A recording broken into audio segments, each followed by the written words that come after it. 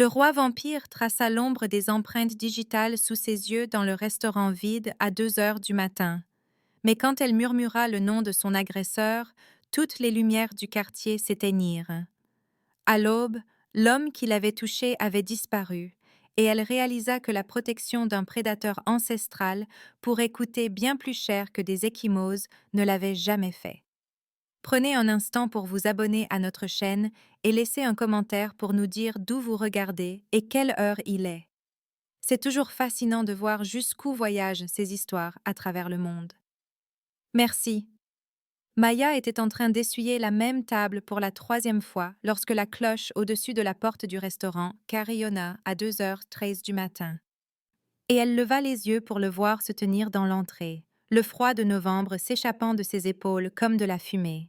L'homme qui commandait toujours un café noir et laissait le compte exact, celui qui n'était pas venu depuis 3 mois, bien qu'elle se soit surprise à regarder la porte plus de fois qu'elle ne voulait l'admettre.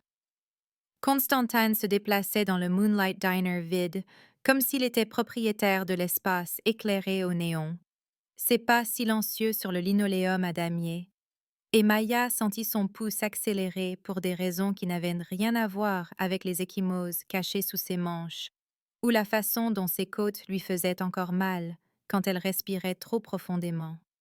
Il se glissa dans la banquette du coin sans un mot, ses yeux pâles suivant ses mouvements alors qu'elle attrapait la cafetière avec des mains qui ne tremblaient qu'un peu, et quand elle s'approcha de sa table, son odeur la frappa, quelque chose de froid et de pur comme l'air d'hiver sur des pierres qui n'avaient jamais vu le soleil. Un café noir, dit-elle, pas tout à fait une question, et il hocha la tête une fois, la regardant toujours avec une intensité qui lui fit picoter la peau, lui donnant envie de vérifier son reflet dans le distributeur de serviettes chromées pour voir ce qu'il voyait. Elle versa le café avec précaution, hyper consciente de la façon dont la manche de son uniforme était légèrement remontée, le tissu vert exposant juste un pouce de son poignet gauche où les doigts de Derek s'étaient enfoncés 2 nuits auparavant quand elle lui avait demandé de partir.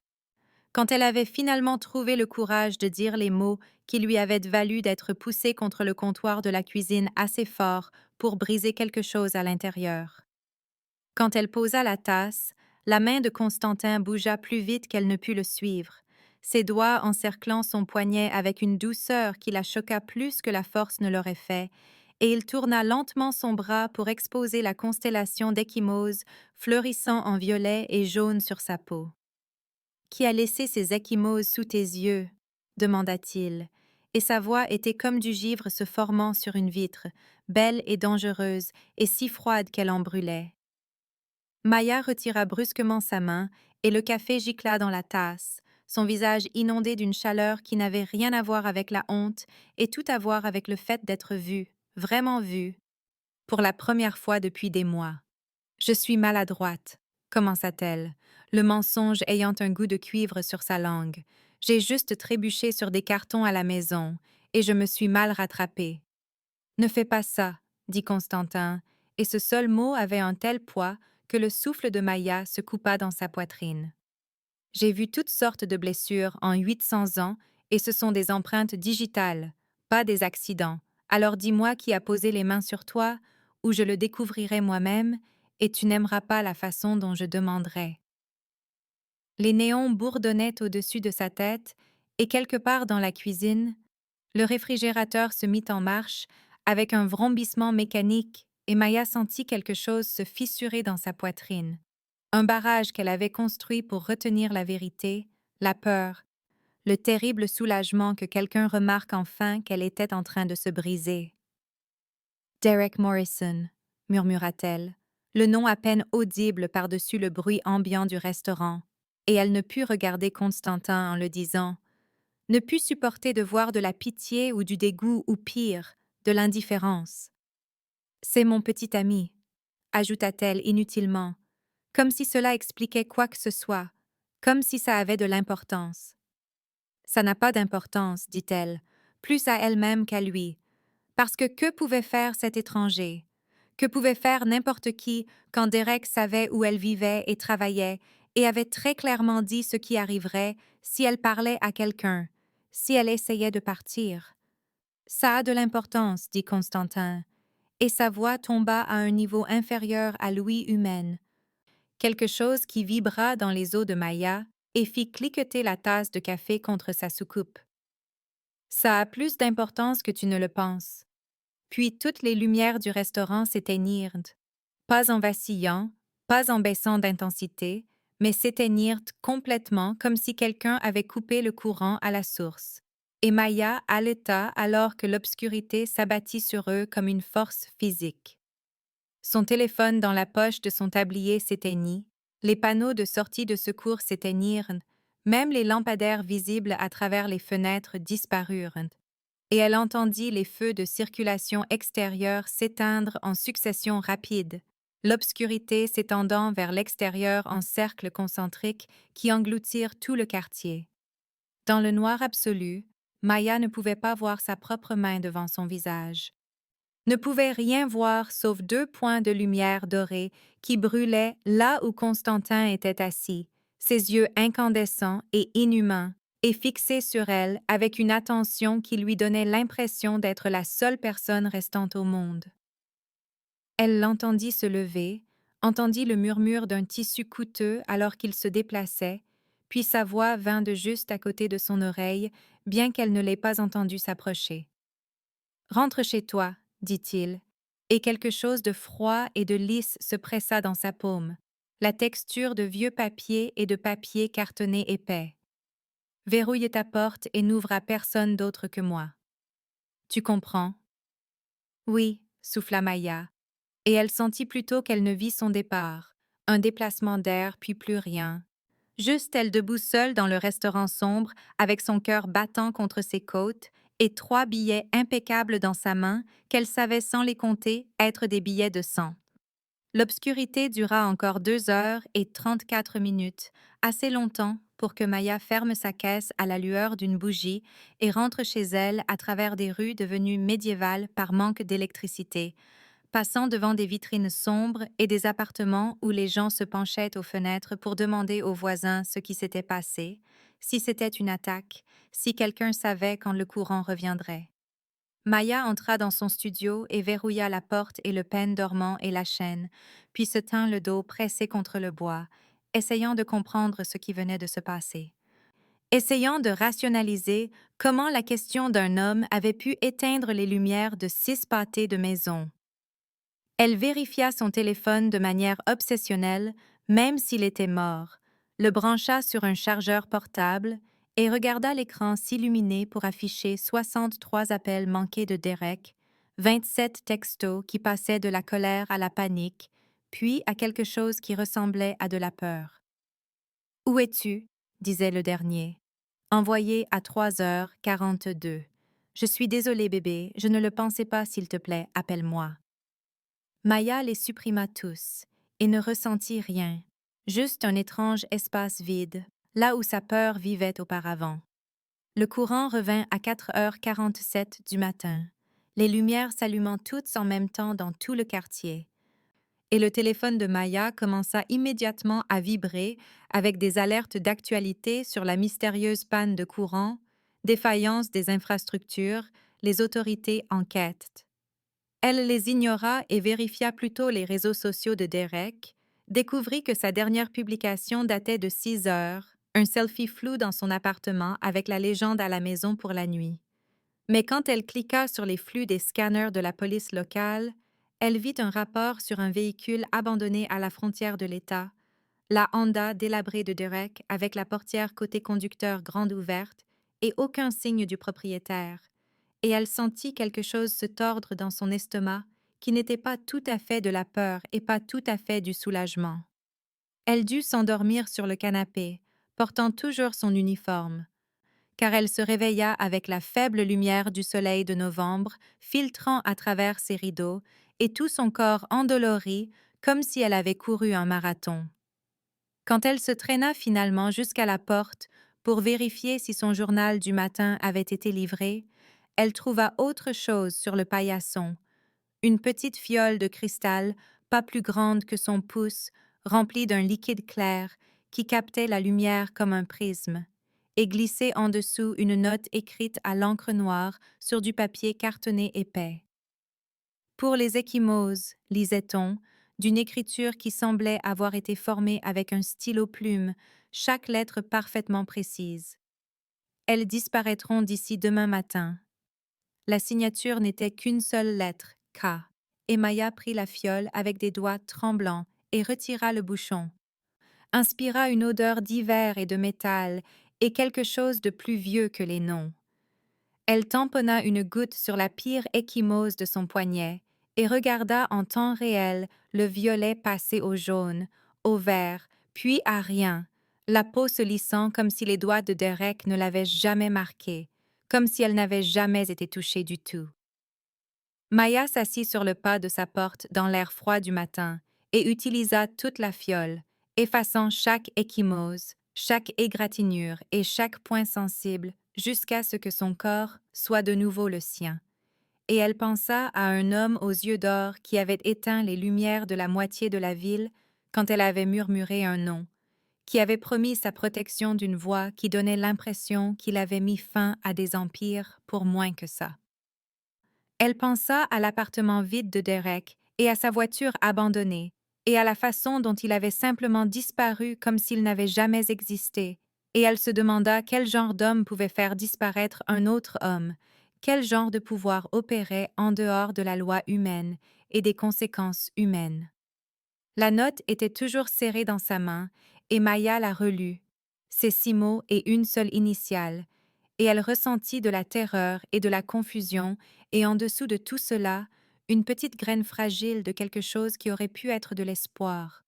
Le premier espoir qu'elle ressentait depuis des mois, qu'elle n'avait peut-être pas à vivre comme ça, n'avait pas à accepter les ecchymoses comme le prix pour ne pas être seule. Elle baissa les yeux sur sa peau immaculée et pensa au coup de la protection d'un homme qui n'était pas du tout un homme, qui se déplaçait dans l'obscurité comme s'il en était le propriétaire, dont les yeux brûlaient d'or dans le noir absolu, et elle sut avec une certitude ancrée au plus profond d'elle-même que Constantine reviendrait, que ce n'était pas fini, que quoi que ce soit qui ait commencé dans le restaurant à 2 heures du matin ne faisait que commencer. Le service de Maya au restaurant ce soir-là semblait surréaliste, car sa peau était parfaite, immaculée, chaque ecchymose effacée comme si elle n'avait jamais existé. Et elle se surprenait sans cesse à toucher son poignet, là où les doigts de Derek avaient laissé leur signature, ne trouvant qu'une peau lisse qui ne lui faisait pas mal quand elle appuyait. Elle travaillait au comptoir avec une étrange légèreté dans la poitrine, versant du café et faisant glisser des assiettes de tarte sur le formica, pendant que son esprit revenait sans cesse à des yeux d'or dans l'obscurité et à un homme qui avait plongé le monde dans le noir avec sa seule confession murmurée.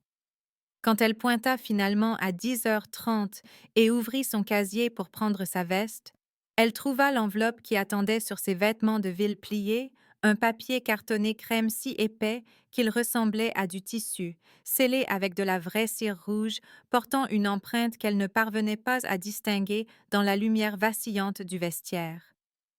Son nom était écrit sur le devant dans une calligraphie qui semblait appartenir à un musée, chaque lettre formée avec une telle précision que Maya sut que quiconque l'avait écrite le faisait depuis bien plus longtemps qu'elle n'était en vie. Elle brisa le sceau avec précaution et en sortit une seule carte qui disait « La Tour, minuit, venez seul, vous êtes en sécurité », suivie d'une adresse dans le quartier des affaires que tout le monde en ville savait appartenir au siège de verre et d'acier où des investisseurs étrangers gérait supposément des participations internationales. Maya aurait dû la jeter, aurait dû reconnaître l'ordre pour ce qu'il était, mais ses doigts glissaient déjà la carte dans sa poche, alors qu'elle enfilait sa veste et se disait qu'elle était juste curieuse, qu'elle pouvait toujours faire demi-tour, qu'aller rencontrer un homme qui avait fait disparaître un autre homme était probablement la pire décision qu'elle ait jamais prise, mais semblait d'une certaine manière la seule décision possible. La nuit de novembre était assez froide pour piquer ses poumons, alors qu'elle marchait les 12 pâtés de maison jusqu'au quartier des affaires, passant devant des vitrines fermées et les quelques bars qui servaient encore les foules tardives, et à chaque pas, Elle sentait l'attraction plus forte, cette même attirance magnétique qu'elle avait ressentie dans le restaurant quand Constantin l'avait regardée comme si elle comptait. La tour s'élevait à 43 étages au-dessus des bâtiments environnants, tout en verre, chrome et angles vifs qui attrapaient les lumières de la ville et les renvoyaient comme un défi. Et Maya resta sur le trottoir à la regarder jusqu'à ce que son cou lui fasse mal, essayant de trouver le courage de franchir le seuil. Le portier l'attendait, un homme dans un costume coûteux, qui hocha la tête une fois et lui tint la lourde porte en verre sans lui demander son nom, et Maya se retrouva dans un hall de marbre blanc et d'éclairage encastré qui était plus une installation artistique qu'un espace fonctionnel. Les portes de l'ascenseur s'ouvrirent à son approche comme si elles attendaient, et quand elle entra, elle vit qu'il n'y avait pas de bouton, pas d'indicateur d'étage, juste des miroirs sur 3 côtés et un plafond de cuivre martelé qui reflétait son visage pâle en morceaux fracturés. Les portes se fermèrent et l'ascenseur monta si doucement qu'elle sentit à peine le mouvement. Juste une légère pression dans ses oreilles, alors que les étages défilaient en silence. Et Maya regarda la ville s'éloigner sous elle à travers la paroi arrière en verre, jusqu'à ce que les lumières ressemblent à des étoiles qui étaient tombées et avaient oublié comment se relever.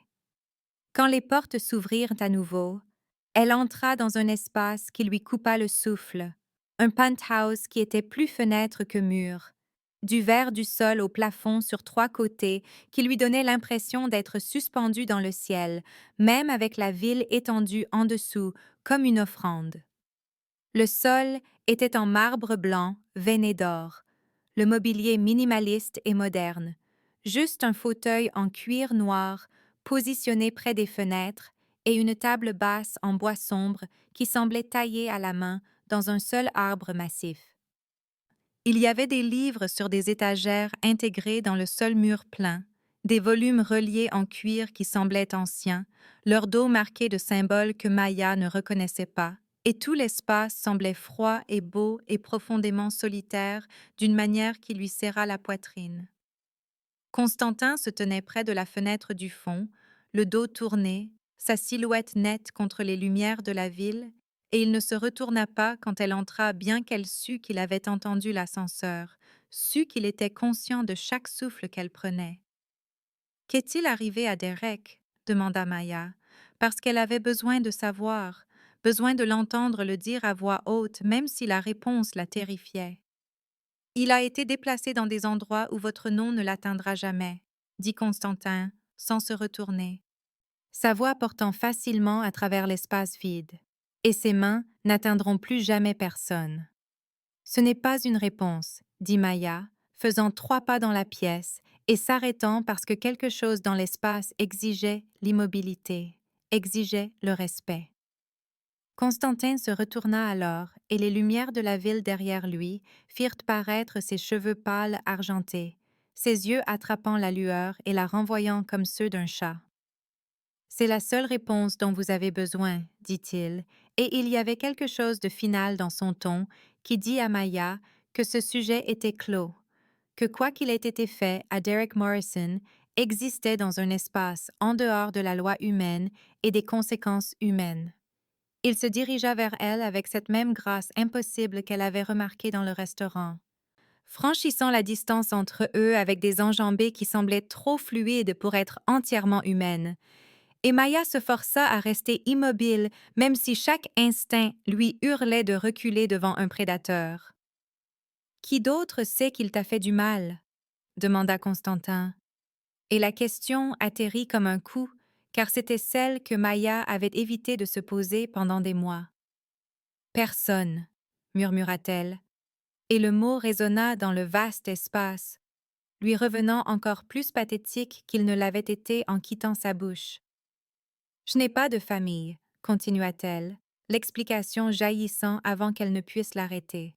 « Mes parents sont morts dans un accident de voiture quand j'avais 19 ans et j'étais fille unique, et Derek, il s'est assuré que je ne garde pas d'amis. C'est assuré que je comprenne que passer du temps avec d'autres personnes était une sorte de trahison. Je pensais, elle s'arrêta, déglutit difficilement contre la boule dans sa gorge. Je pensais que peut-être je le méritais, que si j'étais meilleure ou plus silencieuse ou plus prudente, alors il ne se mettrait pas en colère. Et le temps que je réalise que c'était insensé, j'étais si profondément dedans que je ne voyais pas d'issue. L'expression de Constantin ne changea pas, mais quelque chose bougea dans ses yeux, un éclair d'émotion qui ressemblait presque à de la douleur, comme s'il se souvenait de quelque chose qu'il avait enterré des siècles auparavant. Il se détourna d'elle et se dirigea vers les fenêtres, pressa une main pâle contre le verre, comme s'il testait sa solidité.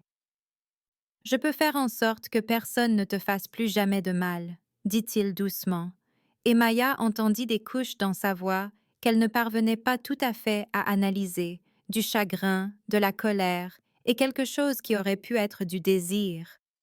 Mais une protection de cette profondeur crée des obligations, des liens qui vous lient à moi d'une manière que les relations humaines n'englobent pas.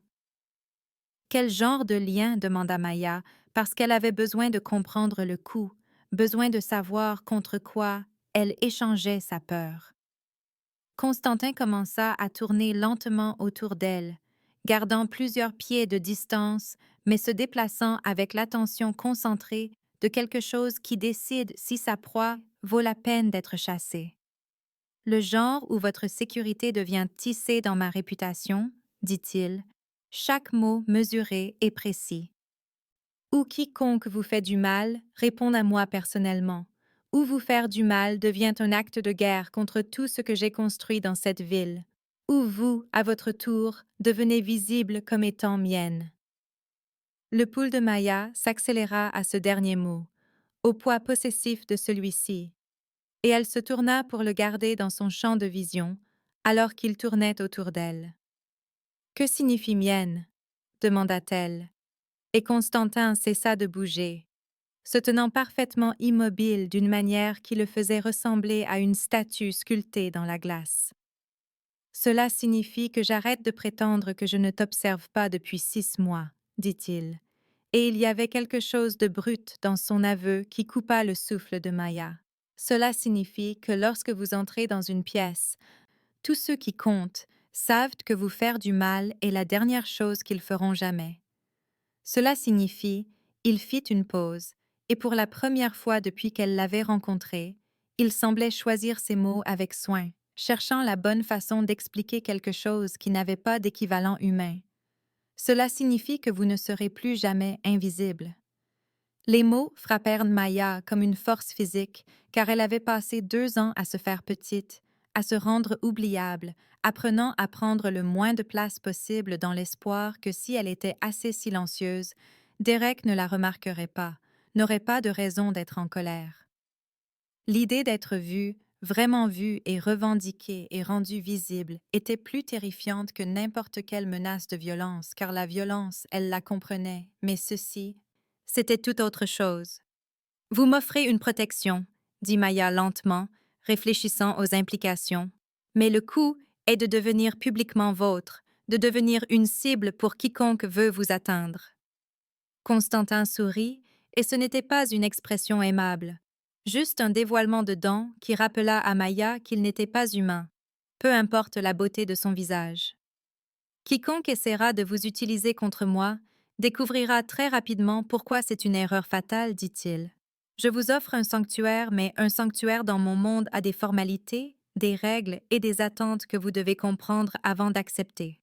Si vous dites oui, vous ne serez pas seulement en sécurité, vous serez considérée comme mienne, comme il hésita sur le mot, ma consorte, ma protégée, mienne de toutes les manières qui comptent pour les gens qui vous verraient autrement comme une proie.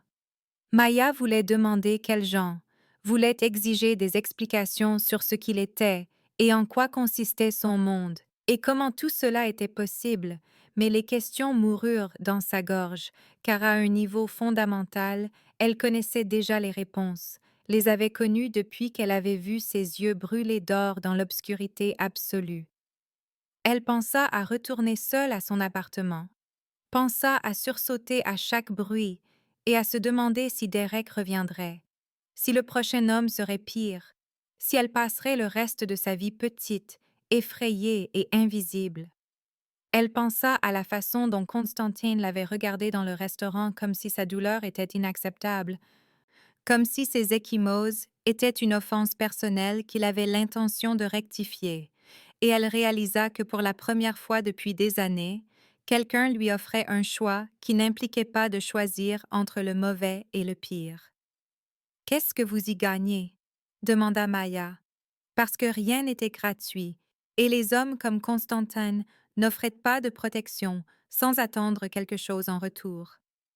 Il resta silencieux un long moment, debout à contre-jour de la ville, son visage dans l'ombre, et quand il parla, sa voix était plus douce qu'elle ne l'avait entendue. Je peux garder quelque chose de fragile, de mortel et d'incroyablement courageux en sécurité dans un monde qui vous briserait sans réfléchir, dit-il. Je peux me souvenir de ce que c'est que de se soucier de quelque chose qui aura une fin. Je peux, et ici sa voix tomba presque à un murmure, je peux ne pas être seule.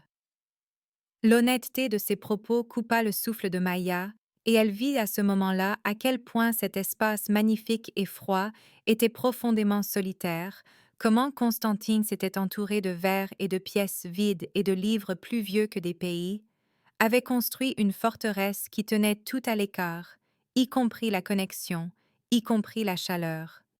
Elle ouvrit la bouche pour répondre, mais l'ascenseur sonna derrière elle et les portes s'ouvrirent pour révéler une femme qui se déplaçait comme une violence liquide, tout en angle vif et en beauté froide, dans un costume anthracite qui coûtait probablement plus que ce que Maya gagnait en 6 mois.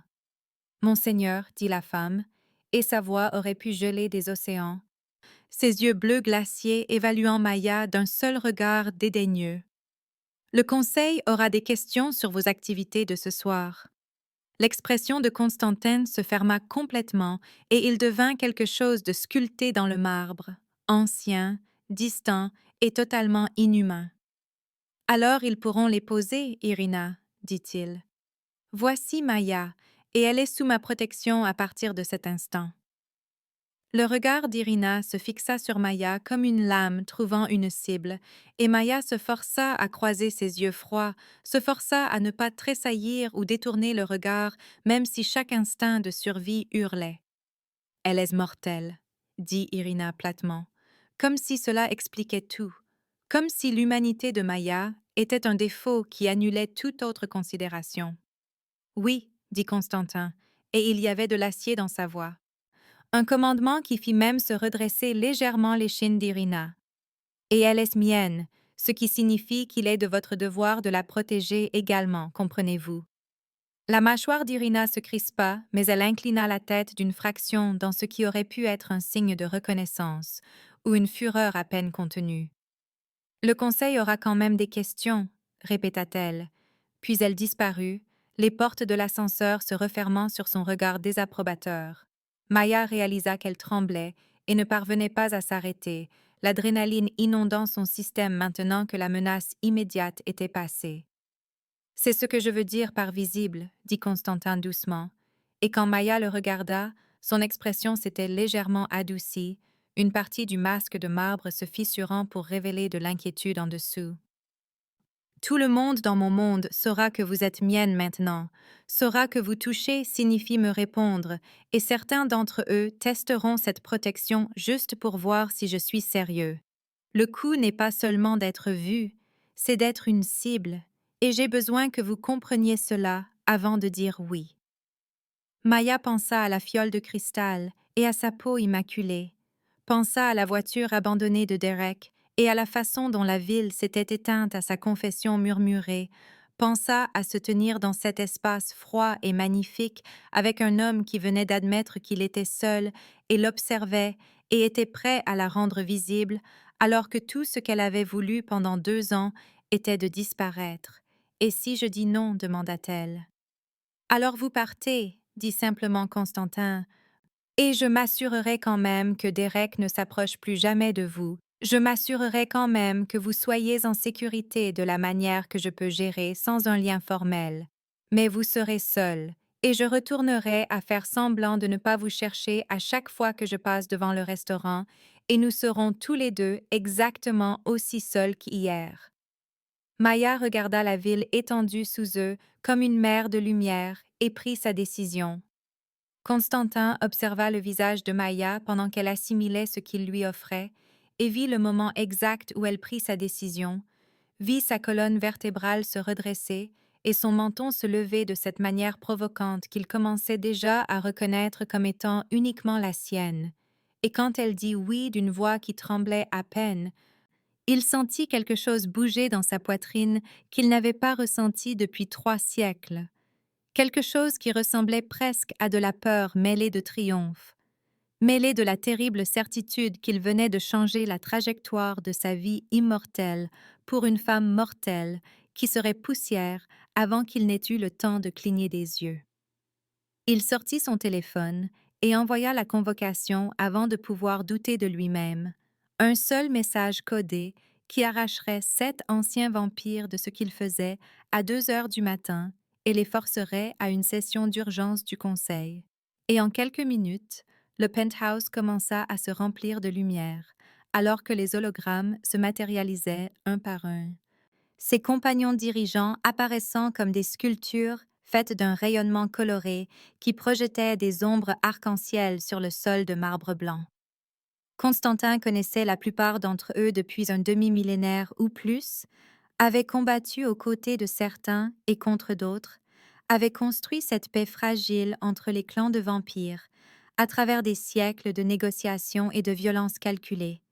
Et il savait que ce qu'il s'apprêtait à annoncer fracturerait cette paix, de manière qu'il ne pouvait pas entièrement prévoir. Il se tenait à côté de Maya, sentant sa peur comme de l'électricité statique dans l'air entre eux, et s'adressa au conseil avec la cadence formelle qu'il n'utilisait que pour les proclamations officielles. « J'invoque le Custodio Mortalis, dit-il, sa voix portant le poids de 800 ans d'autorité. Je revendique la protection formelle de cette mortelle en vertu de l'ancienne loi, attestée et contraignante. » La chambre du conseil éclata dans un chaos de lumière et de sons alors que les 7 vampires tentaient de parler en même temps, leurs formes holographiques vacillant d'agitation, et Constantin les laissa fulminer pendant 30 secondes avant de lever une main pour obtenir le silence. La plus âgée des vampires présentes, une femme nommée Octavia, qui avait foulé la terre depuis que Rome était jeune, se matérialisa plus solidement que les autres, sa forme assez nette pour projeter de vraies ombres. « Pour une serveuse, dit-elle, et son accent latin faisait sonner le mot comme une insulte.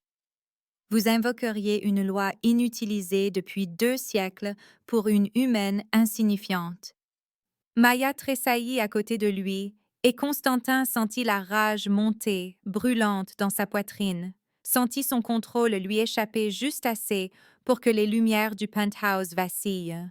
« Elle n'est pas insignifiante, dit-il doucement, et le calme était plus dangereux que des cris. Elle est mienne, ce qui fait d'elle quelqu'un d'important pour chaque créature de cette ville qui attache de la valeur à son existence continue. » Un membre plus jeune du conseil, Victor, qui n'était vampire que depuis 200 ans et se souvenait encore de ce que c'était que d'être mortel, se pencha en avant sur sa chaise holographique. « Vous risquez de nous exposer tous, dit-il, et il y avait une réelle inquiétude dans sa voix plutôt que du mépris. Les humains sont protégés en masse par nos traités, par les systèmes que nous avons construits pour les garder en sécurité contre les renégats et les zélotes. Protéger une seule personne individuellement, en revendiquer une publiquement, cela attire une attention que nous avons passé des siècles à éviter. » Constantin s'attendait à cet argument et avait sa réponse prête. « J'invoque mon droit en tant que roi, dit-il, laissant le titre porter tout son poids. Si je la revendique publiquement et qu'elle accepte le lien, le pacte est loi, indépendamment de l'approbation du Conseil. Mais je vous offre la courtoisie d'être témoin, de rendre cela officiel plutôt que de simplement prendre ce qui est à moi. » Il sentit la vive inspiration de Maya au langage possessif et nota sa réaction pour un examen ultérieur. Les membres du conseil échangèrent des regards qui voyagèrent plus vite que la lumière entre leurs formes holographiques, et Constantin sut qu'ils communiquaient par les canaux privés que leur lien ancien permettait, argumentant sans mots sur la manière de gérer un roi qui était techniquement dans son droit, mais politiquement insensé. Finalement, Octavia parla de nouveau, sa forme s'aiguisant jusqu'à ce qu'elle paraisse presque assez solide pour être touchée. Le Custodio Mortalis exige un échange de sang, attesté et lié, dit-elle, et son sourire n'était que dents. Si elle rompt le pacte en trahissant nos secrets aux humains, elle meurt. Si vous le rompez en ne parvenant pas à la protéger, vous perdez votre trône. Êtes-vous vraiment prêt à miser 8 siècles de pouvoir sur le maintien en vie d'une fragile mortelle? Oui, dit Constantin sans hésitation, et il sentit Maya se tourner pour le regarder fixement, mais il garda les yeux sur le conseil. Le rituel, continua-t-il, invoquant le langage formel qui transformait ce débat en loi. Je le revendique. Le sourire d'Octavia s'élargit et Constantin réalisa qu'elle supposait que Maya refuserait une fois qu'elle aurait compris les termes, qu'elle comptait sur l'instinct de conservation humain pour mettre fin à cela avant que ça ne commence. Très bien, dit-elle. Qu'Irina prépare la chambre. Constantin se tourna vers l'endroit où sa seconde se tenait dans l'ombre et hocha la tête une fois, vit sa mâchoire se crisper de désapprobation avant qu'elle ne se déplace pour obéir. Irina était avec lui depuis 400 ans, l'avait suivi à travers les guerres, les bouleversements politiques et la lente transformation de seigneur de guerre en roi, et il savait qu'elle pensait que c'était la pire décision qu'il ait jamais prise. Elle revint quelques minutes plus tard, portant un bol en argent si vieux qu'il était antérieur au christianisme, une lame de cérémonie avec un manche en os sculpté, et une seule bougie blanche qu'elle plaça sur la table basse, avec des mouvements qui parlaient d'un rituel accompli 1 millier de fois. Les hologrammes du conseil s'arrangèrent en cercle autour de l'espace, leur lumière combinée transformant le penthouse en quelque chose qui aurait sa place dans une cathédrale. Et Maya se tenait très immobile au centre de tout cela, paraissant petite, humaine et incroyablement courageuse. Constantin se plaça à côté d'elle et expliqua à voix basse, pour qu'elle seule puisse entendre, exactement ce que le rituel exigerait. Vous vous couperez la paume avec cette lame, dit-il en lui montrant le tranchant redoutablement aiguisé. Dites les mots que je vous enseignerai. Laissez 3 gouttes de sang tomber dans le vin que j'ai déjà mélangé avec le mien, puis buvez. Le lien vous marquera d'un chatoiement dans les yeux que les humains ne verront pas, mais que les vampires reconnaîtront instantanément comme ma protection. Vous sentirez ce que je ressens quand vous serez en danger, de la colère, de la peur ou le besoin de vous atteindre, et je sentirai quand vous saignerez, quand vous serez blessé, quand votre cœur s'emballera de terreur. C'est intime d'une manière qui n'a rien à voir avec le contact physique. Il la regarda assimiler cela, vit sa peur lutter contre sa détermination. Puis elle posa la question qui changea tout. Si je fais ça, dit-elle, sa voix calme mais ferme, est-ce que je pourrais toujours vous dire non à tout ce que vous demanderez? Constantin se figea, car il ne s'était pas attendu à ce qu'elle négocie, ne s'était pas attendu à ce qu'une mortelle terrifiée et seule revendique son autonomie dans une pièce pleine de prédateurs qui pouvaient la tuer d'une pensée. Il la regarda pleinement pour la première fois depuis que le conseil s'était assemblé, la regarda vraiment, cette petite femme féroce qui avait survécu à 2 ans de sévices et qui exigeait maintenant des conditions d'un roi vampire. « Oui, dit-il, et sa voix sortit plus douce qu'il ne l'avait prévu. Cela fait de vous mienne à protéger, pas mienne à commander. Si vous voulez partir demain, vous partez. Je serai toujours liée à vous garder en sécurité, toujours obligée de répondre à toute menace contre vous, mais vous ne me devez rien d'autre que le silence sur ce que vous apprendrez. Le lien va dans un sens, Maya. Il vous protège et me lie. » Le conseil s'agita à cet aveu, et Constantin entendit la vive inspiration d'Octavia, entendit Victor marmonner quelque chose en russe qui aurait pu être une prière ou une malédiction. Maya prit la lame de cérémonie et Constantin vit sa main ne trembler que légèrement alors qu'elle la positionnait contre sa paume. Il prononça les mots du rituel dans l'ancienne langue, celle qui était antérieure au latin et au grec, et n'avait pas de nom, parce que les gens qui l'avaient parlé étaient poussière depuis 10 000 ans, et il lui enseigna les sons phonétiquement. La fit répéter jusqu'à ce que sa prononciation soit assez proche pour que la magie reconnaisse l'intention. Quand elle fut prête, elle appuya sur la lame et Constantin sentit la coupure comme si c'était sa propre chair qui se séparait, sentit sa douleur fulgurante et brûlante à travers le lien qui se formait déjà entre eux avant même que le rituel ne soit terminé. 3 gouttes de sang tombèrent dans le bol en argent où son propre sang se mêlait à un vin de la couleur des grenats, et Maya souleva le bol à 2 mains et but sans hésitation, sa gorge travaillant alors qu'elle avalait. La température dans le penthouse chuta de 20 degrés en un instant, les fenêtres se couvrant de givre avec des motifs qui ressemblaient à des fractales, comme l'expression mathématique du froid de lui-même, et la flamme de la bougie brûla d'un bleu-blanc au lieu d'orange. Maya haleta et trébucha, et Constantin la rattrapa avant qu'elle ne puisse tomber, sentit sa peau glaciale contre son propre froid perpétuel, sentit quelque chose se mettre en place dans sa poitrine comme une porte se verrouillant pour ne jamais se rouvrir. Quand la lumière s'estompa et que la température commença lentement à remonter vers la normale, les yeux de Maya avaient changé.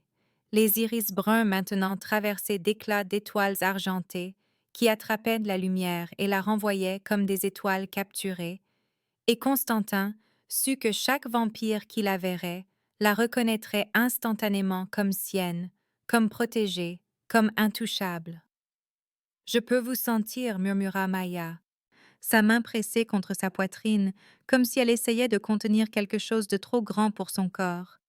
Froid et vieux et triste, si triste que ça fait mal. Constantin déglutit contre une émotion inattendue et hocha la tête. « Je peux vous sentir, dit-il doucement, conscient que le conseil regardait et entendait chaque mot. Chaud et jeune et terrifié, mais tenant bon quand même. Le lien s'estompera légèrement avec le temps, deviendra un bruit de fond à moins que l'un de nous ne soit en danger, mais il est permanent, Maya, vous comprenez cela. » Elle hocha la tête, et Constantin l'aida à se tenir debout, la regarda trouver son équilibre, et quand elle leva les yeux vers lui avec ses yeux étoilés d'argent, il sentit le lien vibrer entre eux comme une corde pincée. Octavia se matérialisa plus solidement qu'auparavant. Sa forme holographique si nette que Constantin pouvait voir la désapprobation ancestrale dans son expression. « Vous vous êtes lié à quelque chose qui mourra en un souffle, » dit-elle, et sa voix portait des siècles à regarder les mortels vieillir et s'effondrer tandis que les vampires restaient inchangés. « Elle vieillira, se fanera, mourra, et vous serez toujours liés à protéger un cadavre, toujours obligés envers un souvenir.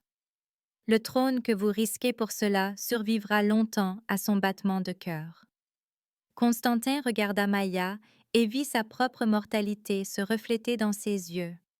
Vit la brève et brillante étincelle d'une vie humaine contre l'obscurité sans fin de sa propre existence, et fit son choix de la manière dont il l'avait fait depuis le moment où elle avait murmuré le nom de Derek Morrison dans un restaurant à 2 heures du matin.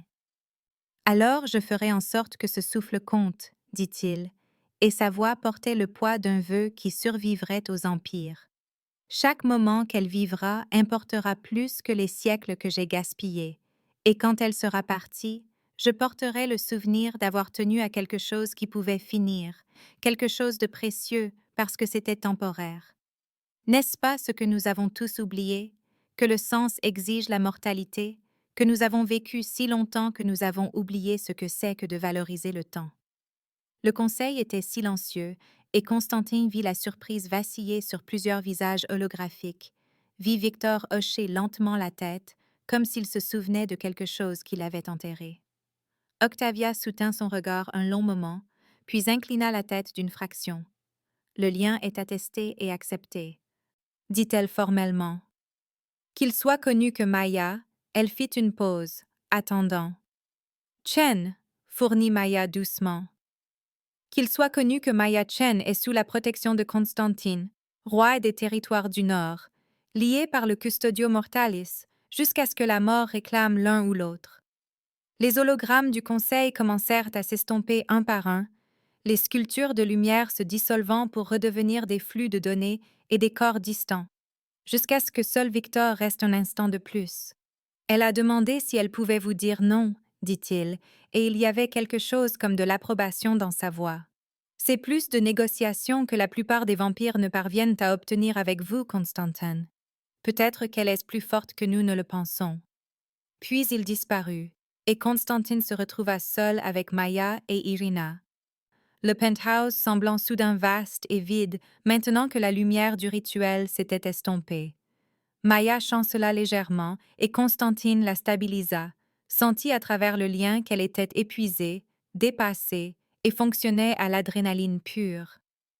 Irina s'approcha avec sa grâce prédatrice habituelle et étudia Maya avec une froide évaluation.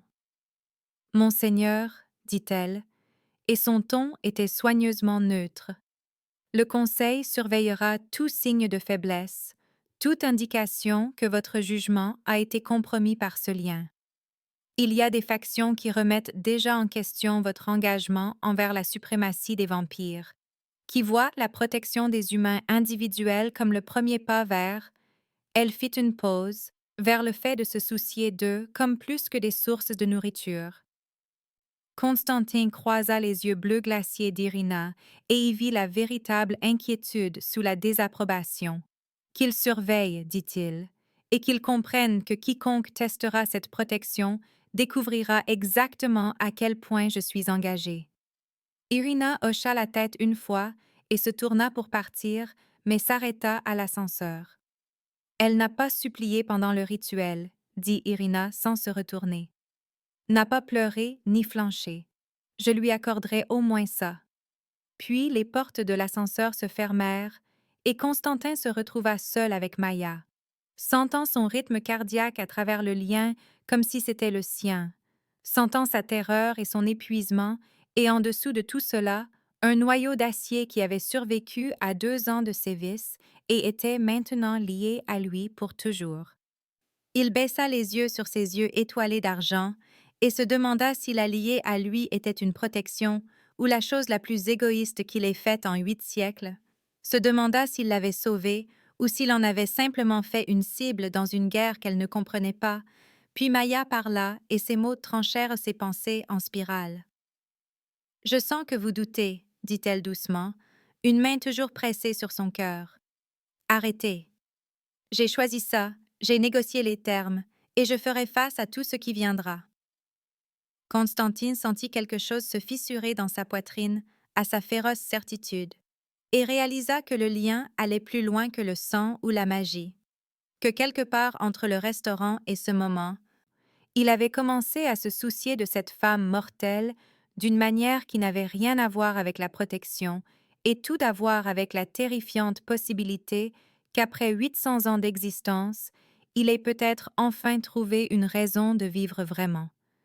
Maya avait insisté pour travailler son service du soir au restaurant malgré la suggestion soigneusement formulée de Constantin qu'il pouvait subvenir à ses besoins, qu'elle n'avait pas à servir du café et à débarrasser des tables, alors qu'elle était liée à un roi vampire qui possédait la moitié du quartier des affaires, et le regard qu'elle lui avait lancé avait été assez vif pour le couper.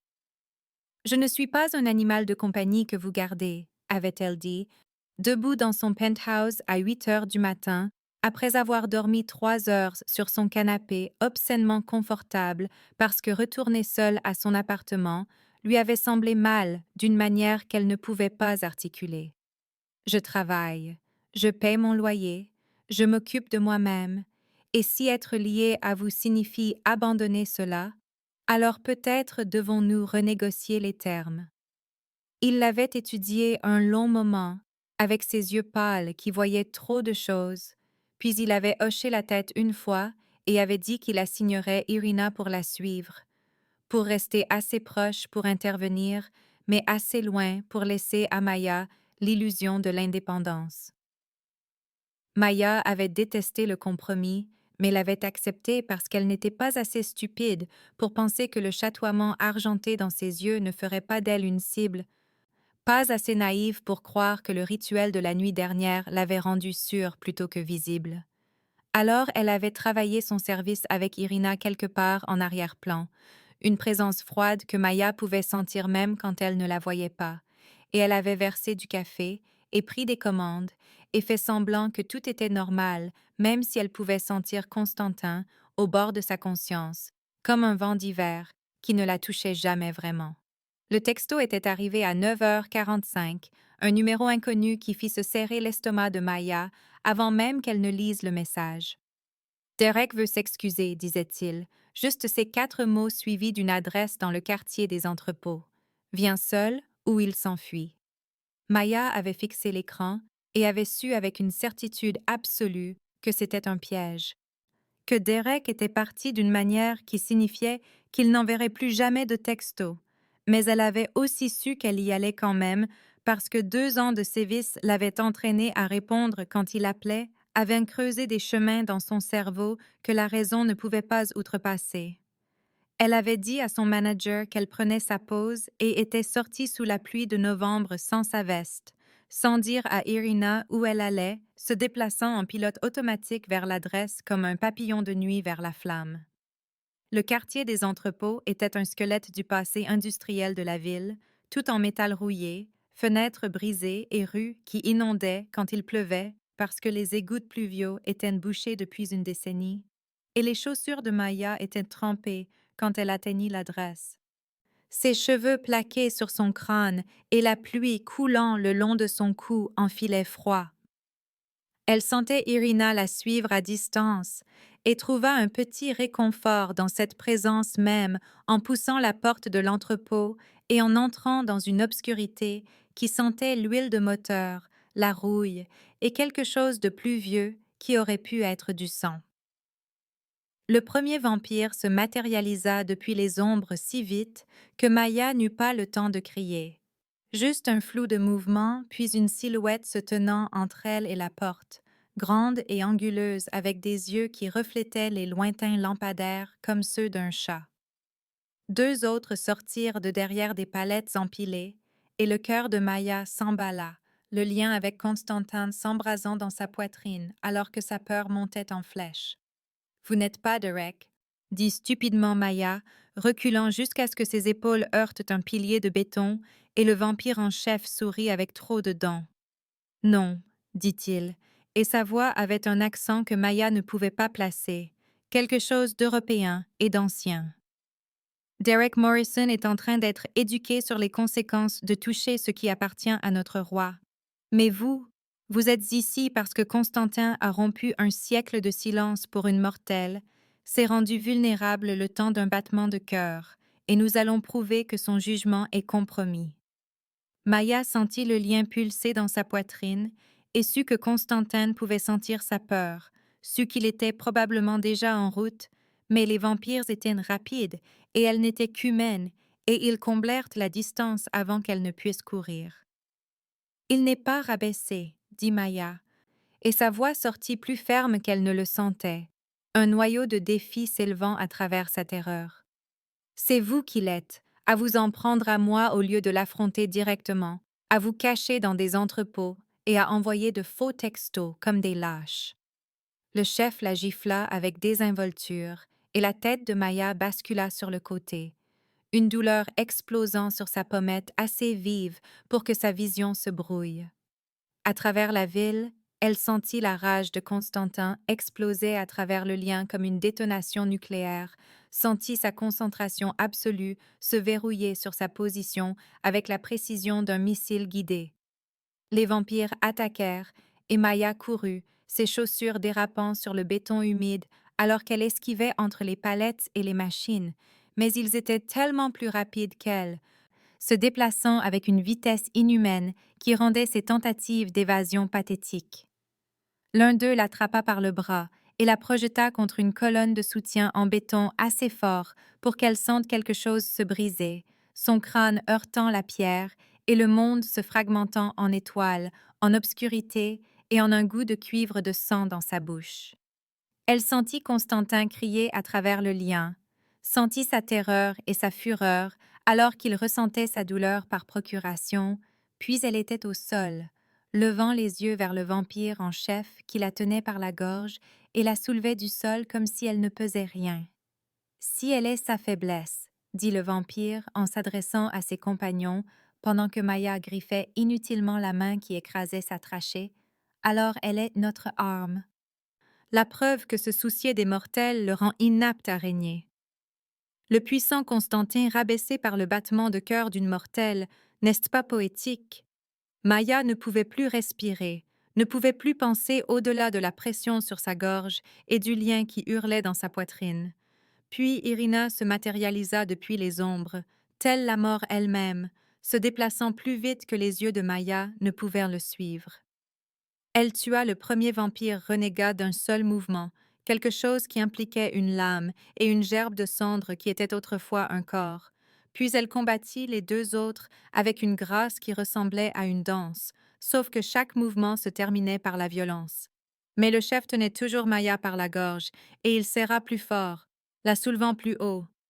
Et Maya sentit sa vision s'assombrir sur les bords, sentit ses poumons brûler pour un air qu'il ne pouvait trouver.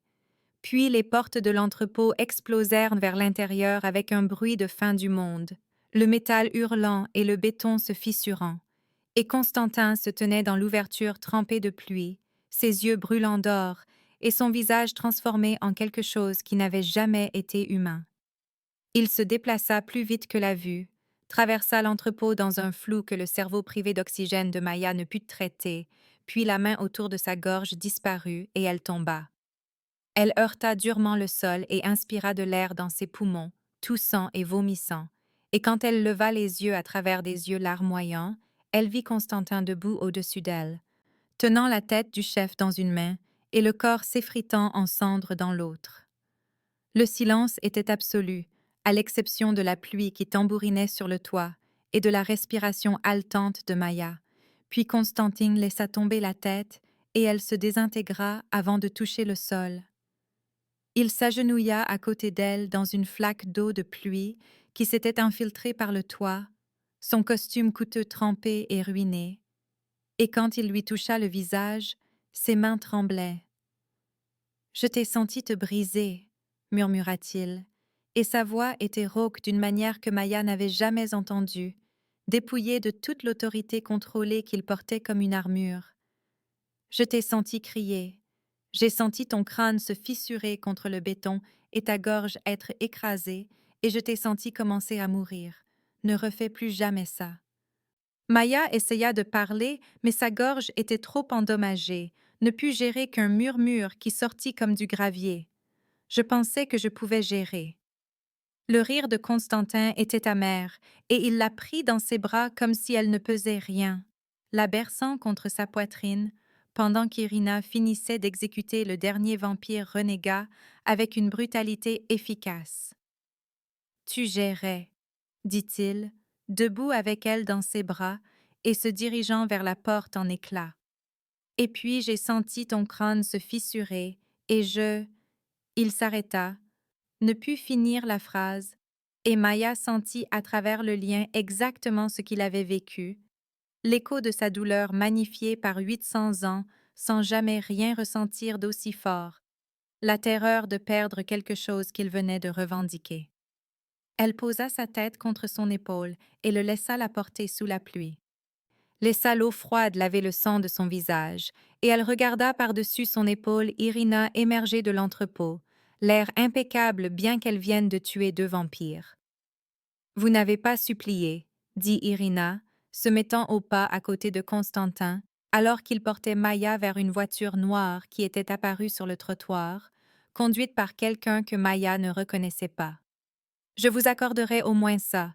Vous n'avez pas pleuré, ni plaidé, ni essayé de négocier avec eux. » Maya voulait dire que supplier n'avait jamais fonctionné avec Derek. Alors pourquoi cela fonctionnerait-il avec des vampires? Voulait expliquer que 2 ans de sévices lui avaient appris que la dignité était la seule chose qu'elle pouvait contrôler, mais sa gorge lui faisait trop mal pour parler. Constantin l'installa sur la banquette arrière et se glissa à côté d'elle, la gardant serrée contre lui comme s'il ne pouvait supporter de la lâcher, et Maya sentit le lien vibrer entre eux comme un fil sous tension, sentit sa peur se transformer progressivement en quelque chose de plus sombre et de plus possessif.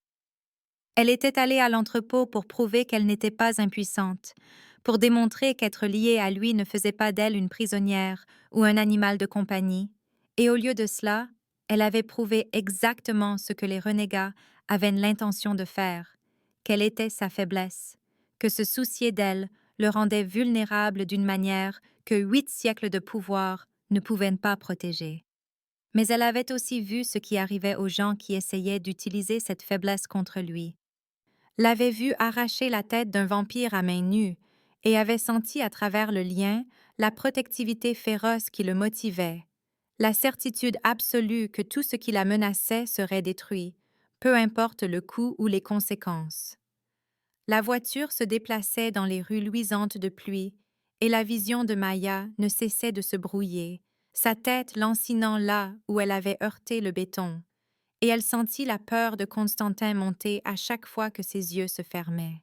« Reste éveillé, dit-il doucement, sa main douce contre sa joue malgré la violence que ses mêmes mains venaient de commettre.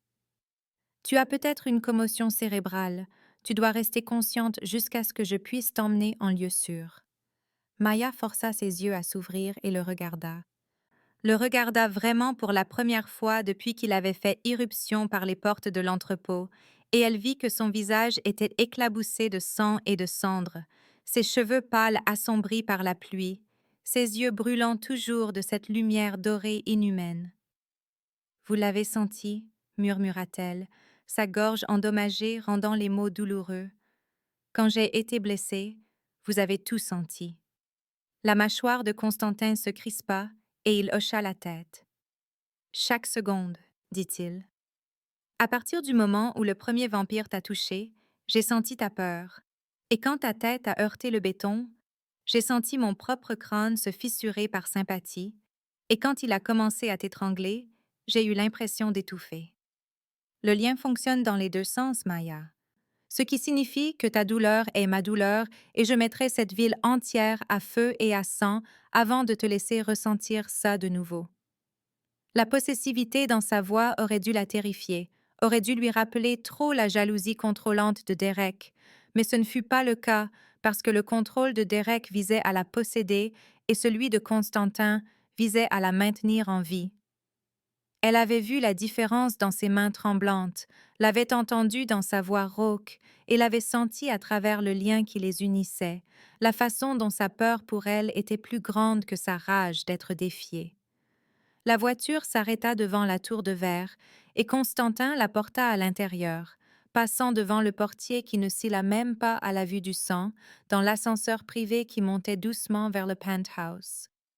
La tête de Maya tournait et sa gorge lui donnait l'impression d'avoir avalé du verre brisé, mais à travers tout cela, elle était parfaitement consciente des bras de Constantin autour d'elle, de la façon dont il la tenait comme si elle était précieuse et fragile, de la façon dont son pouce traçait de doux cercles sur son épaule comme s'il avait besoin de l'assurance qu'elle était toujours en vie. Quand l'ascenseur s'ouvrit, Irina était déjà là d'une manière ou d'une autre, se déplaçant pour préparer quelque chose que Maya ne pouvait pas voir, et Constantin la porta jusqu'au fauteuil en cuir noir près des fenêtres et l'y installa avec soin. Il s'agenouilla devant elle et examina les dégâts avec une précision clinique, ses doigts effleurant les ecchymoses qui se formaient sur sa gorge, la coupure sur son cuir chevelu où sa tête avait heurté le béton, et Maya vit son visage se transformer à chaque nouvelle blessure qu'il cataloguait, vit le masque contrôlé s'effacer davantage. « Je vais te donner mon sang, » dit-il doucement. Et ce n'était pas une question, mais elle apprécia qu'il l'explique quand même. Ça guérira la commotion et les contusions, ça s'assurera qu'il n'y ait pas de dommages permanents. Maya hocha la tête parce que parler faisait trop mal et regarda alors qu'il se mordait le poignet avec une violence désinvolte, regarda son sang sourdre, sombre et étrange, et quand il le pressa contre sa bouche, elle but sans hésitation. Ça avait le goût du métal, du froid et de quelque chose d'ancien qui n'avait pas de nom, et elle sentit la douleur dans sa tête commencer à s'estomper presque immédiatement, sentit sa gorge s'ouvrir et la pression derrière ses yeux se relâcher. Quand elle en eut assez, il se retira et lécha son propre poignet pour sceller la blessure, et Maya regarda la peau se ressouder en quelques secondes. L'entrepôt était un piège, dit-elle, sa voix encore rauque mais fonctionnelle. Il voulait prouver que vous étiez faible de me protéger, voulait m'utiliser comme moyen de pression. L'expression de Constantin devint absolument glaciale et Maya sentit sa rage à travers le lien, contenue mais pas éteinte. Ils n'ont prouvé que t'attaquer est un suicide, dit-il. La nouvelle de ce qui s'est passé ce soir se répandra, de la vitesse à laquelle j'ai agi et de la brutalité avec laquelle je les ai achevés. Les renégats voulaient démontrer une faiblesse, et au lieu de cela, ils ont démontré exactement pourquoi me défier est fatal. Maya pensa à la tête du chef s'effritant en cendres dans la main de Constantin, pensa à la violence désinvolte et à la certitude absolue de ses mouvements, et elle réalisa qu'être sienne signifiait être la chose pour laquelle il détruirait des mondes pour la protéger. « Je vous ai rendu vulnérable, dit-elle doucement. C'est ce que fait le lien. Il donne à vos ennemis une cible. » Constantin lui prit le visage entre ses mains et croisa son regard pâle assez intense pour lui couper le souffle. « Tu as fait de moi autre chose qu'un fantôme errant à travers les siècles, dit-il. Oui, tu es une vulnérabilité, mais tu es aussi la première chose à laquelle j'ai tenu en 300 ans, la première personne qui me donne l'impression que l'existence a un sens. J'accepterai la vulnérabilité si cela signifie que je peux te garder. » Maya sentit des larmes lui piquer les yeux et les attribua au traumatisme crânien, les attribua au choc et à l'adrénaline, et non à la façon dont ces mots firent craquer quelque chose dans sa poitrine. Elle se pencha en avant et appuya son front contre le sien, sentit son froid contre sa peau, sentit le lien s'installer en quelque chose de stable et de sûr entre eux. « Je ne serai plus stupide, » murmura-t-elle. « Je n'irai plus courir dans des pièges pour prouver que je suis indépendante. » Les mains de Constantin se resserrèrent d'une fraction sur son visage. « Tu n'as pas été stupide, » dit-il. « Tu as été courageuse et ça m'a fait plus peur que tout ce soir, la réalisation que tu choisiras toujours le courage, plutôt que la sécurité. » Maya se recula assez pour croiser ses yeux et y vit le reflet de son propre regard étoilé d'argent, vit deux personnes liées par le sang, la magie et quelque chose de plus profond qu'aucun d'eux n'avait encore nommé. À travers les fenêtres derrière lui, la ville s'étendait comme une promesse et une menace, et Maya comprit pour la première fois qu'être visible signifiait être une cible, mais aussi compter, signifiait valoir la rage, la peur et la certitude absolue que quelqu'un remuerait ciel et terre pour la maintenir en vie. Constantin sentit l'arrivée du conseil comme un front froid traversant le penthouse, six immortels se manifestant de l'ombre et de la nuit pour se tenir dans son salon avec des expressions sculptées dans des siècles de désapprobation. Et il laissa Maya dans la chambre où elle se remettait de l'attaque de l'entrepôt. Où 15 minutes plus tôt, il lui avait offert son poignet et l'avait regardé boire son sang pour la première fois, une intimité qui n'avait rien à voir avec le rituel et tout à voir avec la façon dont ses yeux avaient rencontré les siens pendant que son sang coulait dans sa gorge, la façon dont elle avait tenu son bras doucement, même s'il pouvait sentir sa faim à travers le lien, l'étrange et tendre violence de nourrir quelqu'un qui comptait. Le conseil s'était réuni en session d'urgence, et cette fois, ils étaient physiquement présents plutôt que de se projeter à travers des miroirs, ce qui signifiait que la situation était assez critique pour justifier le risque de se rassembler en un seul lieu, six des plus anciens vampires d'Amérique du Nord, se tenant en demi-cercle dans son salon comme des juges à un procès. Elara était là avec ses cheveux blonds glacés et ses yeux comme des lacs gelés, et Marcus qui était vieux quand Rome est tombée, et quatre autres dont les noms avaient assez de poids pour renverser des royaumes, et ils regardaient Constantin avec la froideur particulière réservée aux rois qui avaient déçu leur créateur. Elle est une menace, dit Elara sans préambule, sa voix portant l'accent d'une langue qui n'existait plus. Les renégats s'organisent.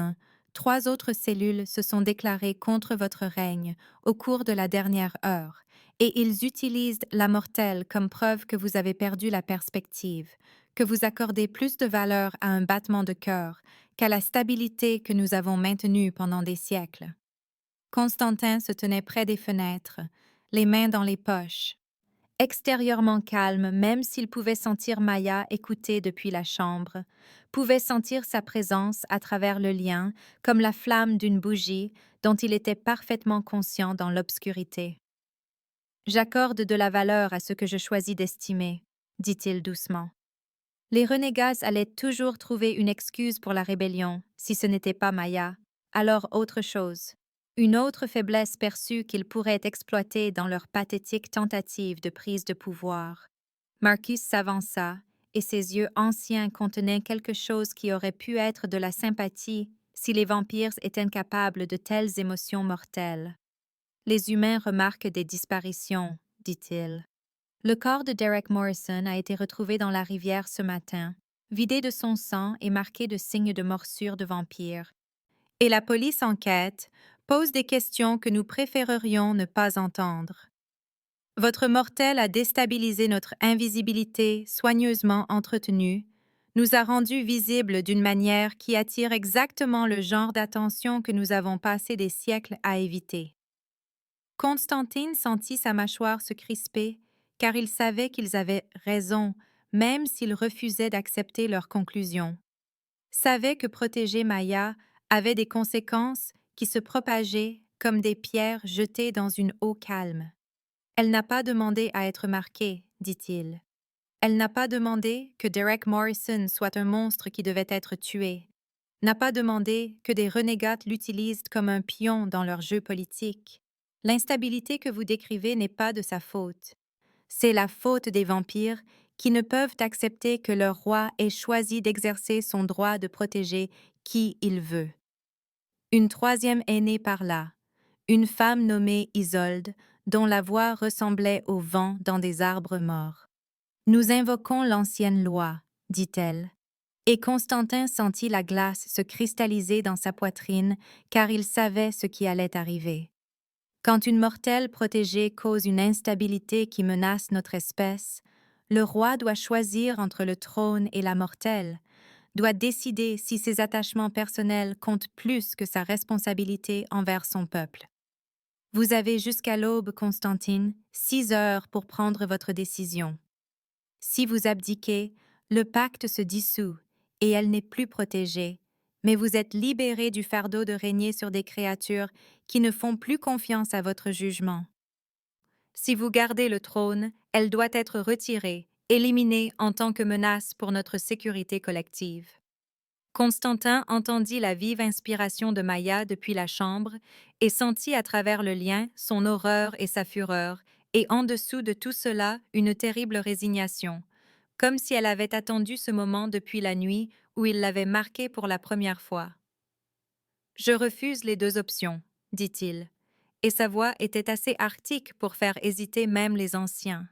Je n'abdiquerai pas et je ne permettrai pas qu'il soit fait du mal à Maya Chen, ce qui signifie que vous devez présenter une 3e option ou quitter mon territoire avant que je ne démontre exactement pourquoi je détiens ce trône depuis 800 ans. » Irina s'avança de sa position près du mur. Son visage balafré pensif d'une manière qui attira l'attention de Constantin, car elle n'avait pas l'habitude de parler en conseil, à moins d'avoir quelque chose de valable à dire. « Il existe un précédent pour une 3e option, dit-elle prudemment.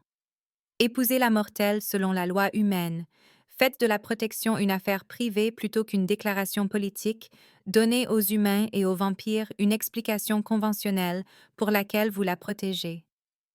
Le Conseil peut considérer cela comme une excentricité plutôt qu'une faiblesse. Les renégats perdent leur levier politique, et elle obtient des protections légales qui existent en dehors de notre monde. » Les membres du Conseil se regardèrent, et Constantin vit le calcul dans leurs yeux anciens. Les vit peser l'absurdité d'un roi vampire épousant une serveuse humaine contre l'alternative d'une guerre civile ou d'un trône affaibli. Les vampires n'épousent pas les humains, dit Marcus platement. C'est en dessous de notre dignité, cela nous réduit à jouer des conventions mortelles qui ne signifient rien pour des êtres immortels. Constantin sentit quelque chose bouger dans sa poitrine alors qu'il considérait la suggestion d'Irina, sentit la justesse de celle-ci s'installer dans ses os malgré le mépris du conseil. Le mariage créerait un bouclier légal, une explication publique, un cadre que les deux mondes pourraient comprendre, et sous le calcul politique, il réalisa avec une clarté surprenante qu'il le voulait que Maya soit liée à lui de toutes les manières qui comptaient, voulait les liens légaux, sociaux et magiques qui la rendraient irrévocablement sienne. Il entendit la porte de la chambre s'ouvrir et se tourna pour voir Maya se tenant dans l'embrasure, portant sa chemise de ville blanche qui lui tombait jusqu'aux genoux, ses pieds nus et sa gorge encore meurtrie malgré son sang, ses yeux étoilés d'argent examinant le conseil avec l'expression de quelqu'un qui avait déjà décidé d'en avoir fini avec la peur. « Vous abandonneriez votre titre de roi, dit-elle doucement, s'adressant à Constantin, pendant que le conseil observait avec une attention prédatrice. Pour moi, vous renonceriez à 8 siècles de pouvoir et de responsabilité. Sans hésitation, dit-il, et il le pensait absolument, le pensait d'une manière qui le terrifiait, car il n'avait jamais en 800 ans tenu à quoi que ce soit plus qu'à l'empire qu'il avait construit. Mais en la regardant maintenant avec son menton défiant et sa gorge blessée, il savait qu'il mettrait tout à feu et à sang si cela signifiait la maintenir en vie. « C'est insensé, dit Maya, et sa voix était rauque d'avoir été étranglée, mais ferme en dessous. Je ne suis personne, je suis une serveuse de Seattle qui gagne le salaire minimum et vit dans un studio, je ne vaux pas un royaume. Tu es la première chose à laquelle j'ai tenu en 300 ans, dit Constantin, et il entendit les membres du conseil bouger mal à l'aise, car c'était plus de vulnérabilité qu'il n'en avait montré en des siècles, plus de vérité nue qu'un roi ne devrait jamais révéler. Tu vaux chaque couronne que j'ai jamais portée et chaque ennemi que j'ai jamais eu, tu vaux le trône, le titre et le pouvoir. Tout cela ne signifie rien si tu n'es pas là pour lui donner un contexte. Maya resta silencieuse, et il sentit à travers le lien sa lutte pour assimiler ce qu'il offrait. La sentit essayer de concilier la réalité impossible d'un roi vampire prêt à abdiquer pour une femme mortelle. « Et si je pars » dit-elle finalement. « Et si je disparaissais simplement, si je déménageais dans une autre ville ou un autre pays, si je m'éloignais assez pour que le pacte se dissolve et que vous soyez libérés de ce choix. » Constantin traversa la pièce en 3 enjambées et lui prit le visage entre ses mains, doux, malgré le désespoir qui lui griffait la poitrine. « Tu es marqué maintenant, dit-il. Chaque vampire en Amérique du Nord peut voir l'argent dans tes yeux, peut sentir ma protection sur toi comme un phare, et si tu quittes mon territoire, tu deviens une proie facile pour chaque renégat et rebelle qui veut me faire du mal à travers toi. Tu serais chassé, et je ne serais pas là pour l'arrêter, je serais piégé ici à maintenir un trône qui ne signifie rien si tu meurs quelque part hors de ma portée. » Ils restèrent figés dans ce tableau, et Constantin sentit le conseil observer, sentit le temps filer vers l'aube, et le choix impossible se profiler, sentit le poids de 8 siècles peser sur lui. Puis Maya prit une inspiration et il sentit sa décision se former à travers le lien avant qu'elle ne la prononce à voix haute. « Et si je vous épouse, dit-elle lentement, mais que je reste moi-même, que je continue à travailler, à garder ma vie, à garder mon indépendance, mais que je porte votre bague et que j'accepte votre protection publiquement. Et si nous rendions cela réel dans le monde humain, tout en gardant le pacte privé dans le vôtre. Le Conseil n'acceptera pas de demi-mesure, dit Constantin, même si l'espoir flambait dans sa poitrine. Ils veulent des solutions absolues, des limites claires, et un mariage qui vous laisse autonome ressemblera exactement au genre de compromis qui démontre une faiblesse. Alors faites-les accepter, dit Maya, et sa voix était assez dure pour couper du verre. Vous êtes le roi, n'est-ce pas? Vous êtes celui qui a tenu ce territoire pendant 800 ans, alors faites-leur accepter le compromis ou admettez que vous les servez plutôt que l'inverse. Constantin sentit quelque chose de féroce et de fier se déployer dans sa poitrine alors qu'il la regardait se retourner et marcher pieds nus dans le salon. La regardait affronter 6 anciens vampires avec rien d'autre que la conviction et une chemise empruntée. J'invoque le droit de contestation, dit Maya, sa voix ferme alors qu'elle croisait le regard de chaque membre du conseil à tour de rôle. Si l'un de vous peut me donner une seule raison pour laquelle sa protection envers moi vous affaiblit, qui ne soit pas basée sur la lâcheté ou la posture politique, je partirai ce soir et vous ne me reverrez plus jamais. Mais si vous ne pouvez pas fournir cette raison, si tout ce que vous avez est la peur de ce que les renégats pourraient penser ou l'inquiétude de ce que les humains pourraient remarquer, alors vous acceptez le mariage comme un compromis et continuez vos vies immortelles.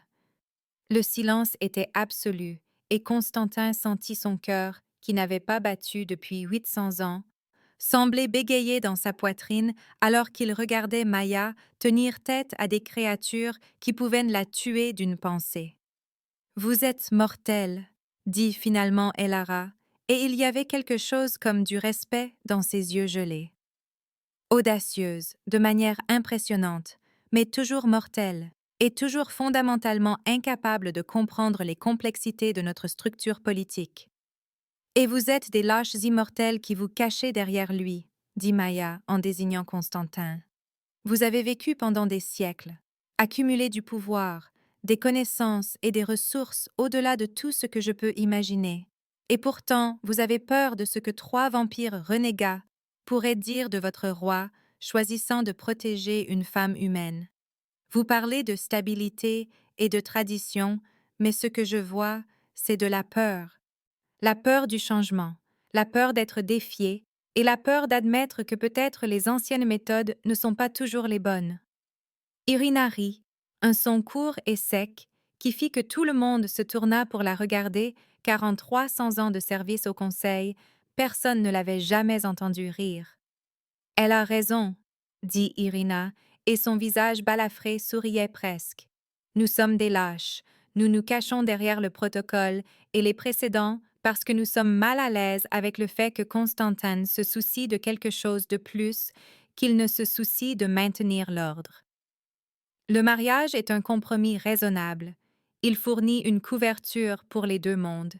Et si nous ne pouvons pas l'accepter, alors peut-être que c'est nous qui sommes faibles. » Les membres du Conseil se regardèrent, et Constantin sentit les courants politiques changer, sentit l'équilibre du pouvoir se recalculer alors qu'ils pesaient leurs options face au défi de Maya. « Très bien, » dit finalement Marcus, sa voix ancienne lourde de réticence. « Nous acceptons le mariage comme un compromis, un pacte privé rendu public par une convention mortelle, mais comprenez que vous serez sous surveillance à partir de ce moment. Tout signe que la mortelle cause une instabilité supplémentaire, toute indication que votre jugement est compromis, et nous réexaminerons cette décision avec moins de pitié. » Constantin sentit le soulagement et la crainte se battre dans sa poitrine, car ils avaient gagné la bataille, mais la guerre était loin d'être terminée. Car la surveillance signifiait que chaque choix serait examiné et que chaque erreur serait utilisée contre eux.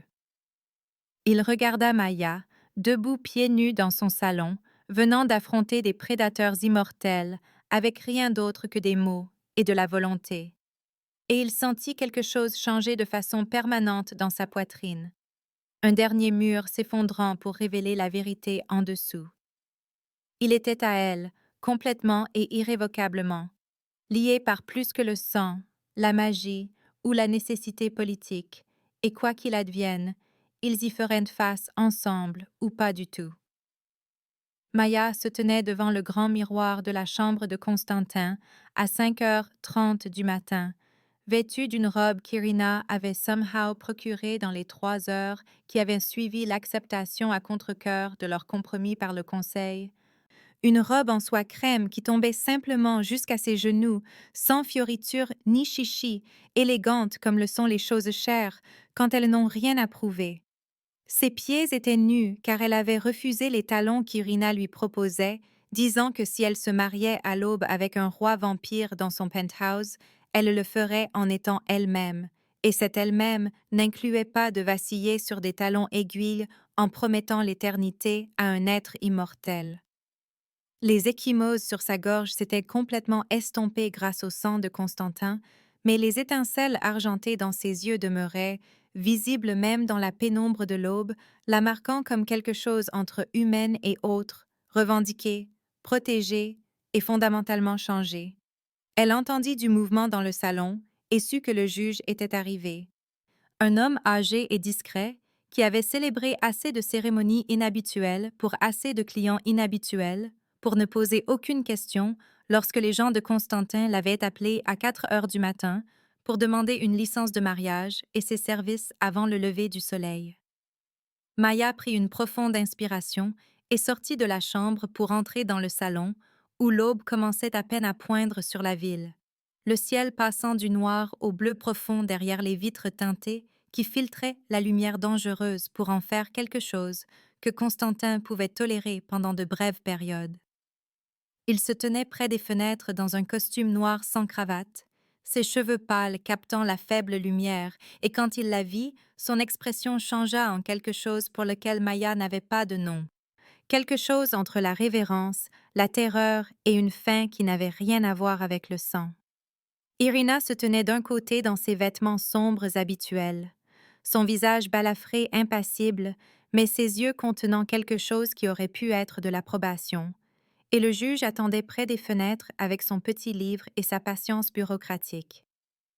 La cérémonie fut brève, légale et entièrement humaine, le juge lisant les mots standards sur l'amour, l'engagement et le choix mutuel, et Maya sentit l'étrangeté de la situation l'envahir, la surréalité absolue de se tenir dans une tour de verre à l'aube, promettant d'honorer et de chérir une créature qui n'avait pas été humaine depuis 800 ans. La voix de Constantine était ferme lorsqu'il répéta les vœux, mais Maya pouvait sentir à travers le lien son incertitude. Sa peur de mal faire, de promettre des choses qu'il ne savait pas comment donner, et elle voulut lui dire qu'elle était tout aussi terrifiée, mais il n'y avait pas de temps pour la rassurer, car le juge terminait son script et prononçait les derniers mots. Vous pouvez embrasser la mariée, dit le juge, et Constantin hésita pour la première fois depuis que Maya le connaissait, se tenant figé comme s'il avait oublié comment cette partie fonctionnait, ou avait peur de la briser avec un mauvais contact. Le cœur de Maya se serra à son incertitude, à cet être ancien et puissant rendu immobile par la perspective d'embrasser sa nouvelle femme, et elle s'avança, prit son visage entre ses mains, le tira vers elle et l'embrassa. C'était froid, étrange et doux, ses lèvres comme l'hiver contre les siennes, et il avait le goût du métal, de la neige et de quelque chose de plus sombre qui aurait pu être du sang ou simplement la saveur de l'immortalité.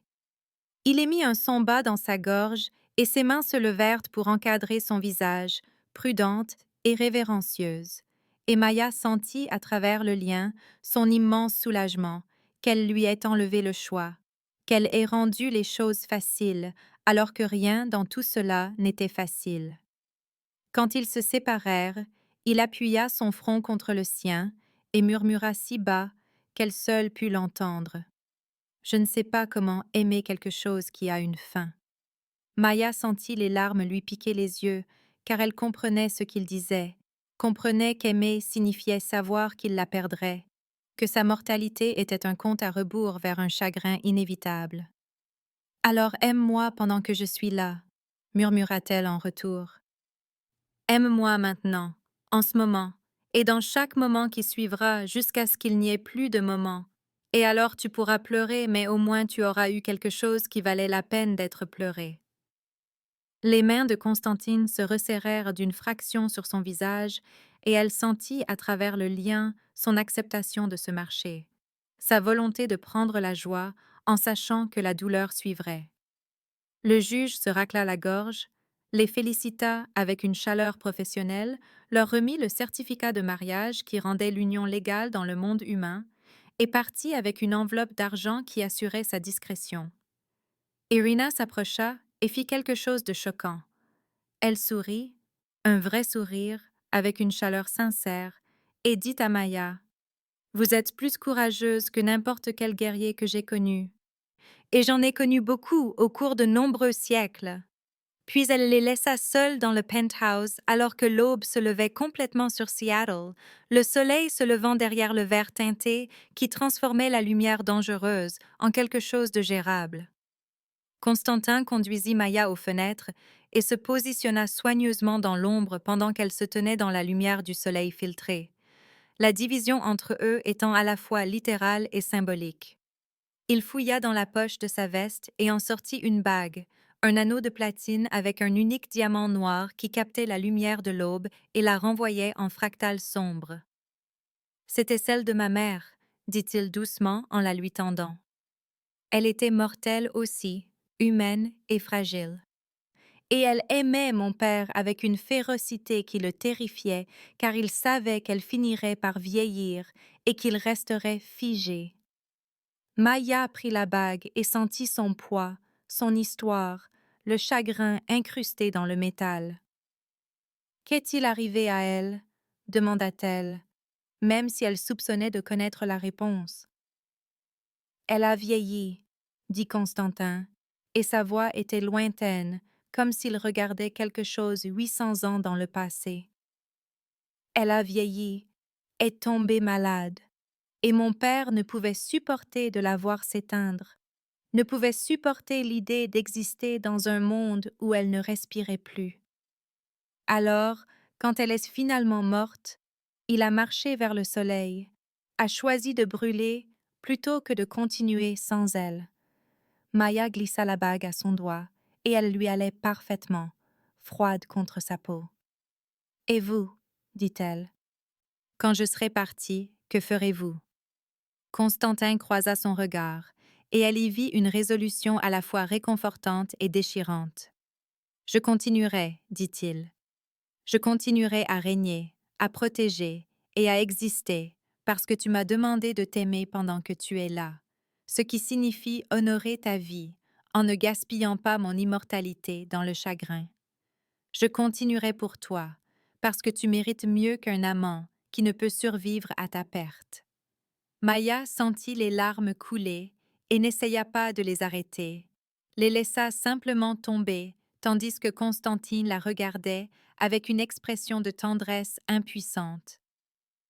Il la prit dans ses bras et la serra avec précaution, comme si elle était en verre, et elle enfouit son visage contre sa poitrine et pleura pour la première fois devant lui. Pleura pour la situation impossible qu'ils avaient choisie, pour l'amour qui avait un compte à rebours, pour le fait qu'elle avait trouvé quelque chose qui valait la peine d'être gardé juste au moment où elle avait appris que cela ne pouvait être gardé pour toujours.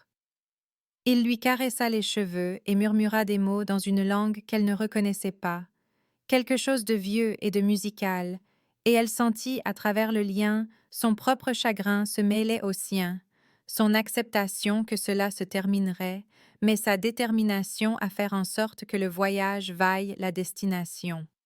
Quand elle se recula finalement et essuya ses yeux, il lui tendit un mouchoir qui valait probablement plus que son loyer mensuel, et elle rit d'un rire mouillé devant l'absurdité de tout cela. « Et maintenant » demanda-t-elle. « Maintenant, nous allons trouver comment construire une vie dans les interstices entre ton monde et le mien. » « Maintenant, tu vis, dit-il, et sa voix était ferme. Exactement comme tu veux vivre, sans compromis sauf ceux que tu choisis de faire. Et je m'assure que tu aies la liberté et la sécurité de le faire. » Maya y réfléchit et prit sa décision. « Je veux continuer à travailler, » dit-elle. « Au restaurant, pour l'instant, parce que c'est à moi, que je l'ai mérité, et l'abandonner serait comme laisser Derek gagner rétroactivement. Je veux garder mon appartement même s'il est minuscule et a une pression d'eau terrible, parce que c'est le premier endroit où j'ai vécu seule sans peur. Mais je viendrai ici lors de mes jours de congé, je dormirai dans ton lit trop confortable, je boirai ton café cher et j'apprendrai à exister dans ton monde sans me perdre en chemin.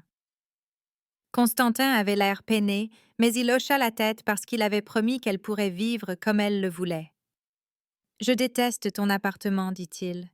Il a des serrures inadéquates, le bâtiment n'a aucune sécurité, et chaque fois que tu y es seul, je ressens à travers le lien ma propre anxiété à propos de tout ce qui pourrait mal tourner. Maya sourit et prit sa main. Alors je suppose que tu devras simplement me faire confiance pour que je puisse prendre soin de moi, dit-elle. Et les soirs où je ne pourrai pas, je t'appellerai, et tu pourras accourir comme tu l'as fait à l'entrepôt, et nous trouverons une solution ensemble. Il se tenait à la fenêtre alors que le soleil montait plus haut, sa main avec la bague pressée contre la vitre, la ville s'éveillant en dessous d'eux dans une symphonie de trafic et de lumière. Sa main couvrit la sienne, froid contre chaud, mort contre vie, et Maya sentit le lien vibrer entre eux comme un fil sous tension, sentit la connexion qui était en partie magique, en partie choix, et en partie quelque chose pour lequel aucun d'eux n'avait encore de mots. Elle pensa à tout ce qui avait mené à ce moment, les ecchymoses que Derek avait laissées et que Constantine avait vues, la protection qui leur avait coûté à tous les deux leur détachement confortable, la violence, la politique et les choix impossibles qui les avaient amenés ici. La protection a un coût, pensa-t-elle. Elle coûte la vulnérabilité, le risque et la conscience constante que se soucier de quelqu'un signifie lui donner le pouvoir de vous détruire. Mais la solitude a un coût aussi. Des années de souffrance invisible, d'endurance silencieuse et l'érosion lente de la croyance que l'on compte. Et pour la première fois depuis des années, Maya n'était pas seule, n'était pas invisible, n'endurait pas en silence. Elle était vue, protégée et choisie, et si cela s'accompagnait de dangers, de complications et d'une date d'expiration, eh bien, au moins cela s'accompagnait de connexion. Une semaine plus tard, Maya était de retour au restaurant, versant du café pendant le rush du matin, ses mains stables et ses mouvements automatiques après des années de pratique, et la bague à son doigt captait la lumière fluorescente chaque fois qu'elle attrapait une tasse. Les autres serveuses l'avaient remarqué, avaient posé des questions et elle leur avait donné une version simple de la vérité, qu'elle avait rencontré quelqu'un, que cela avait été rapide, mais que c'était juste, et elle l'avait félicité avec la chaleur particulière des gens qui l'avaient vu survivre à Derek et étaient heureux de la voir aller de l'avant.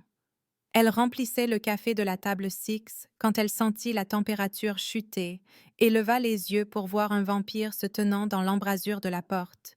Jeune selon les normes immortelles, peut-être transformé dans la vingtaine, avec des yeux nerveux et l'immobilité particulière qui marquait son espèce.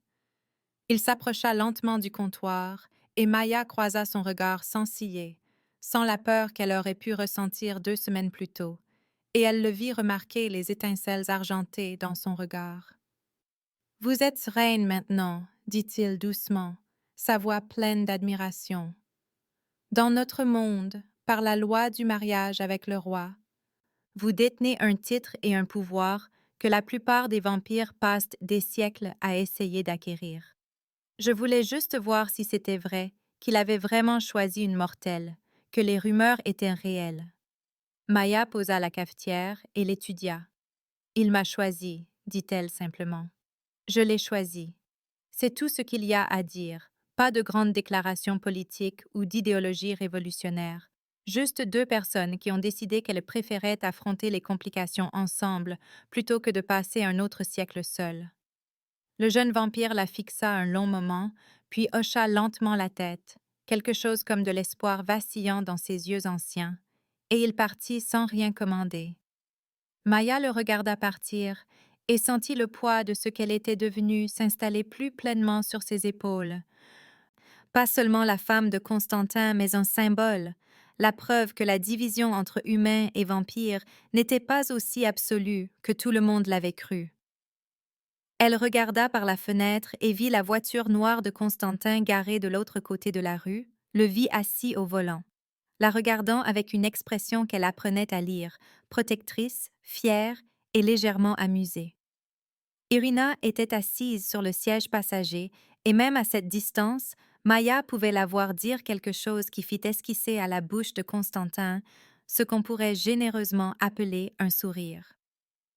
Elle va causer des ennuis, dit Irina, son visage balafré tourné vers Constantin avec une rare approbation. Elle a des opinions, du courage et absolument aucun sens de la déférence appropriée envers l'autorité. Ce qui signifie que votre règne est sur le point de devenir beaucoup plus intéressant. J'y compte bien, répondit Constantin, et ses yeux ne quittèrent jamais Maya alors qu'elle se déplaçait dans le restaurant avec une grâce compétente. Elle n'est pas ma possession, ni mon animal de compagnie, ni un jouet mortel que je garde pour me divertir. Elle est mon égale sur les points qui comptent, en courage, en volonté et en capacité de choisir la difficulté plutôt que le confort quand les enjeux sont assez élevés. Maya croisa son regard à travers la fenêtre et sourit, un vrai sourire qui atteignit ses yeux et fit danser les étincelles argentées, et il lui sourit en retour avec une expression à laquelle 800 ans de détachement ne l'avaient pas préparé. Elle leva la cafetière en un salut moqueur et il inclina la tête en signe de reconnaissance. Ce étrange rituel de connexion à travers la division du verre, de l'espèce et de la différence fondamentale entre la vie qui se termine et la vie qui continue. Elle n'était pas sa possession, pensa Maya en se retournant vers ses tables, son travail et sa vie normale délibérément maintenus. Elle était sa partenaire, son choix, sa vulnérabilité faite chair, et il était le sien en retour, un protecteur impossible qui avait échangé la certitude contre la connexion et le contrôle contre la réalité désordonnée et magnifique de se soucier de quelque chose qui finirait inévitablement. Le lien vibrait entre eux même à distance, froid et chaud, mort et vie, impossible et réel, et Maya pensa que peut-être c'était suffisant, que peut-être se choisir mutuellement chaque jour face à tout ce qui rendait les choses difficiles était sa propre forme d'éternité. Elle versa du café, prit des commandes et vécut sa vie exactement comme elle le voulait, et de l'autre côté de la rue, un ancien vampire veillait sur elle et souriait, et le coût de leur protection était la vulnérabilité, mais la récompense était qu'aucun d'eux n'avait plus à être seul.